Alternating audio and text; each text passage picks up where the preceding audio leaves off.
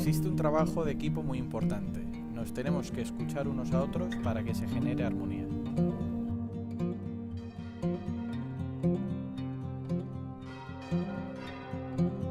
En este espacio se respira energía.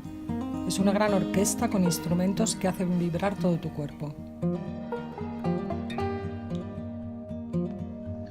El Corpus es una fiesta importante para Valencia, es su festa grossa. Para los campaners de la catedral también. Hace 30 años supuso el inicio de mucho trabajo ininterrumpido conservando y difundiendo esta música.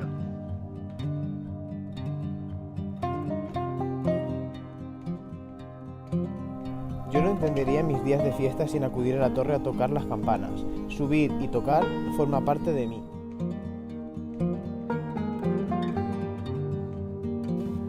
Lo realmente interesante es que las ciudadanas y los ciudadanos se implican, se comprometen y se organizan para seguir expresando sus sentimientos comunes y sus creencias a través de las campanas.